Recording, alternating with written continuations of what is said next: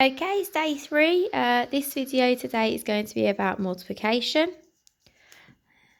And you know that with multiplication we have looked at 2 different methods. So therefore we are going to review both of them today so that you can answer these questions with ease and with support. But we're going to do the same questions but obviously use the 2 different methods. So our question is going to be 469 times by we'll just do 6 equals.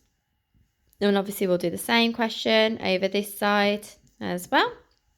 But obviously this one will be column multiplication.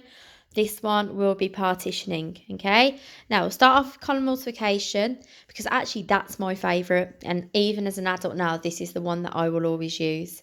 So always make sure that your numbers are in line. Don't keep them close together. Try and do 1 square per number. Now, it's really important here that you know your multiplication. Now, what I tend to do is just jot what I need to know. So I know 4 times 6 equals 24. 6 times 6 equals 36. 7 times 6 equals 42. 8 times 6 equals 48. 9 times 6 equals 54. Okay, so first one, 9 times 6, I've already got the answer, 54. So I put the 4 down and I carry the 5, like so. Next question, 6 times 6 is 36. But obviously I've got to add that 5, so 37, 38, 39, 40, 41. Okay, so I cross out that 4, I put the 5, sorry, put the 1 down and I carry the 4. Next one, 4 times 6 is 24, plus the 4 is 28. So therefore my answer is 2,814.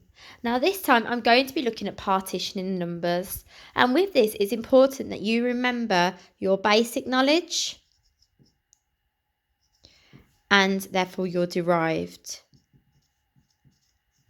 Okay, so let's break these down. So you know the 4 represents 400. So it's 400 times 6 equals, then 6 represents 10, so it's 60 times 6. And then obviously the 9 on its own, the little ones, okay? So 400 times 6. Now your basic, you should know that 4 times 6 is 24.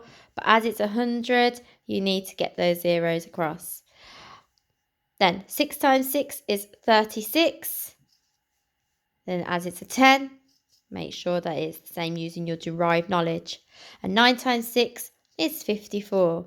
Now your next step, once you have done that, you know you've got to add them together. So 2,400, add 360. Can you remember the importance of that place value? Because I could have put the 3 there then, and it would have been like 3,000, but we know that it's 300. So it's important to keep your place value key here.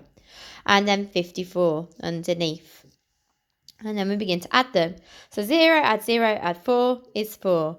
6 add 5 is 11. Plus a 0 is obviously 11. So I'll put the 1 down and I carry the 1. 4 add 3 is 7. Plus the 1 is 8. And then I bring the 2 down. So my answer again is 2,814.